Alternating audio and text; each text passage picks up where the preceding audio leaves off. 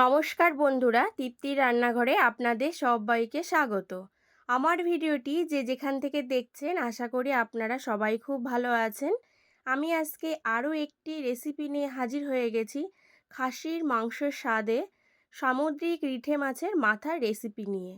এই রেসিপিটা কিন্তু খাসির মাংসকেও কিন্তু হার মানিয়ে দেয়। খেতে কিন্তু দুর্দান্ত লাগে। আপনারা তো অনেকেই রিঠে মাছের মাথার রেসিপি খেয়েছেন। আজকে আমি যেভাবে রিঠে মাছের মাথাটা তৈরি করে দেখাবো, আপনারা এইভাবে বাড়িতে একবার তৈরি করে খেয়ে দেখুন। আশা করি আপনাদের সবার কিন্তু খুব ভালো লাগবে। ভিডিওটি স্কিপ না করে পুরো ভিডিওটি কিন্তু দেখার অনুরোধ রইল। আমি এখানে একটা মিক্সিং জার নিয়ে নিয়েছি, তার ভিতর দিয়ে দিলাম রসুন আর দিয়ে দেব লঙ্কা আর আদা। এখানে কিন্তু ঝালের পরিমাণটা একটু বেশি নিতে হবে। এবার এগুলোকে ভালো করে একটু মিক্সি করে নিতে হবে। আমি এখানে রিঠে মাছের মাথা নিয়ে নিয়েছি। এটা হচ্ছে সামুদ্রিক রিঠে মাছ। সেই মাথাটা আমি নিয়েছি। মাথাটাকে কিন্তু ভালো করে প্রথমে কিন্তু ধুয়ে নিতে হবে। মাথাটা এবার ম্যারিনেট করব। ম্যারিনেট করার জন্য আমি এখানে যে মশলাটা বেটে রেখেছিলাম, আদা, কাঁচা লঙ্কা, রসুন, সেই মশলাটা এবার এই মাথার ভিতরে দিয়ে দিলাম। মশলাটা আমার দেওয়া হয়ে গেছে। এবার আমি এর ভেতরে দিয়ে দেব পেঁয়াজ কুচি আর টমেটো কুচি। এখানে কিন্তু পেঁয়াজের পরিমাণটাও একটু বেশি নিতে হবে। আর দিয়ে দেব আমি এখানে এবার স্বাদ মতো লবণ। লবণটা কিন্তু যে যার স্বাদ অনুযায়ী কিন্তু ব্যবহার করবেন। আর দিয়ে দেব এখানে পরিমাণ মতন হলুদ গুঁড়ো। মাছের মাথাটার পরিমাণ বুঝেই কিন্তু হলুদ গুঁড়োটা আপনারা ব্যবহার করবেন, কম বেশি করে নিতে পারেন। আর দিয়ে দেব এখানে কাশ্মীর লঙ্কার গুঁড়ো। আমি এখানে সম্পূর্ণ কালারের জন্যই কিন্তু কাশ্মীর লঙ্কার গুঁড়োটা ব্যবহার করছি। সর্ষের তেল দিয়ে দেব। এখানে কিন্তু মাছের মাথাটা রান্নাটা সর্ষের তেলেই করতে হবে, সাদা তেলে করলে কিন্তু খেতে ভালো লাগবে না। এবার মশলাগুলো মাছের মাথার সঙ্গে খুব ভালো করে উল্টে পাল্টে হাত দিয়ে কিন্তু ঘষে ঘষে মেখে নিতে হবে।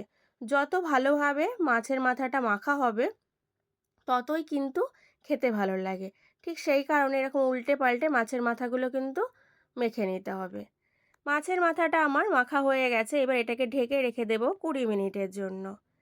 গ্যাস অন করে একটা কড়াই বসিয়ে দিয়েছি। এর ভিতর দিয়ে দেবো হাফ চামচ জিরে আর হাফ চামচ গোটা ধনে।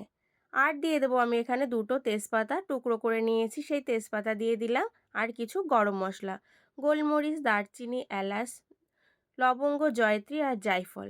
জয়ত্রীটা কিন্তু অল্প দিয়েছি, জয়ত্রী আর জায়ফলও কিন্তু অল্প দিতে হবে। এবার এরকম শুকনো কড়াইতে ভালো করে নাড়াচাড়া করে মশলাগুলোকে ভেজে নিতে হবে। মশলাগুলো অবশ্যই হাই ফ্লেমে ভাজবেন। এমনভাবে মশলাগুলোকে ভাজা যাবে না যাতে মশলাগুলো পুড়ে কালো হয়ে যায়। তাহলে কিন্তু মশলার কালারটা আরও কালো হয়ে যাবে। আর মাছের মাথার ভিতর দিলে তখন তরকারিটা খেতে একদমই ভালো লাগে না, বেশ কালচে কালচে রং হয়ে যায়। মশলাটা আমার ভাজা হয়ে গেছে। এর থেকে কিন্তু বেশি ভাজার আর প্রয়োজন নেই। এবার গ্যাসের ফ্লেমটাকে আমি বন্ধ করে দিলাম। মশলাগুলো এবার তুলে নেব একটা পাত্রে। মশলাগুলো আমার তোলা হয়ে গেছে। এবার গুঁড়ো করে নেব। ওই কড়াইয়ের মধ্যেই দিয়ে দেব সর্ষের তেল। তার আগে কিন্তু গ্যাসটা অন করে নিতে হবে।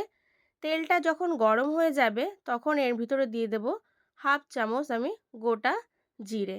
এবার গোটা জিরেটাকে নাড়াচাড়া করে হাই ফ্লেমে একটা হালকা সোনালি কালার করে ভেজে নিতে হবে। যখন এই জিরেটা থেকে একটা সুন্দর গন্ধ বেরোবে তখন বুঝতে হবে ফোড়নটা আমার ভাজা হয়ে গেছে। তখন এর ভিতরে দিয়ে দেব ম্যারিনেট করা আগে থেকে মাছের মাথাগুলো। মাছের মাথাটা আমার দেওয়া হয়ে গেছে। এবার হাই ফ্লেমে 3 থেকে 4 মিনিট আমি কিন্তু এরকম উল্টে পাল্টে ভালো করে কষিয়ে নেব। আর অবশ্যই কিন্তু এরকম উল্টে পাল্টে ভালো করে কষাতে হবে। যদি না নাড়াচাড়া করা হয় তাহলে কিন্তু মশলাটা পাত্রের নিচে লেগে যেতে পারে। এইভাবে একবার মাছের মাথার রেসিপি আপনারা খেয়ে দেখুন, আশা করি ভালো লাগবে। এইভাবে মাছের মাথার রেসিপিটা যদি তৈরি করা যায় না, খাসির মাংসকেও কিন্তু হার মানিয়ে দেয়। আর খেতে কিন্তু সত্যি খুব দারুণ লাগে। আর এই রেসিপিটা গরম গরম ভাতের সঙ্গে কিন্তু আরও ভালো লাগে খেতে। এবার এটাকে কিন্তু আমি হাই ফ্লেমে প্রথমে ভালো করে কষিয়ে নিয়েছি। এবারে ঢেকে ঢেকে লো ফ্লেমে কিন্তু এটাকে রান্না করতে হবে, হাই ফ্লেমে কিন্তু করা যাবে না। এবার ঢেকে দেবো একদম লো ফ্লেমে 10 মিনিটের জন্য।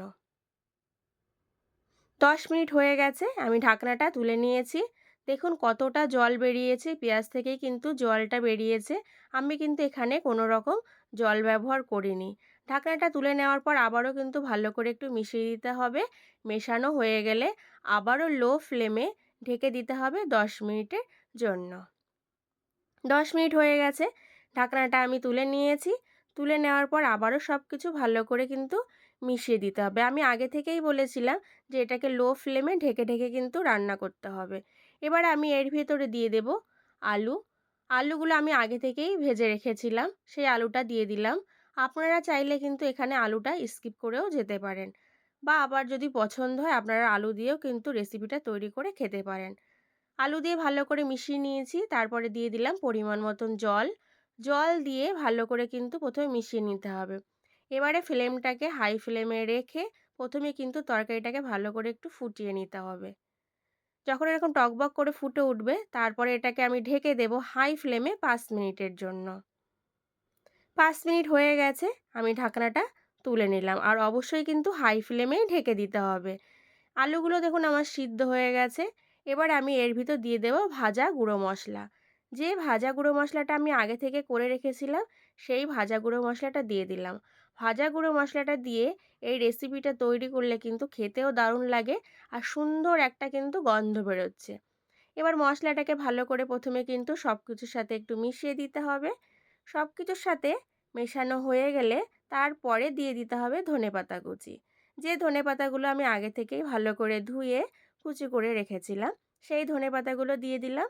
এবার ধনেপাতাগুলো দিয়ে আবারও কিন্তু ভালো করে মিশিয়ে আমি 2 মিনিটের মতন আবারও রান্না করে নেব। 2 মিনিট হয়ে গেলে আমি গ্যাসের ফ্লেমটা কিন্তু বন্ধ করে দেব। তৈরি হয়ে গেল আমার খাসির মাংসর স্বাদে সামুদ্রিক রিটে মাছের মাথার রেসিপি। আপনারা তো অবশ্যই লক্ষ্য করলেন আমি রেসিপিটা কি করে তৈরি করলাম।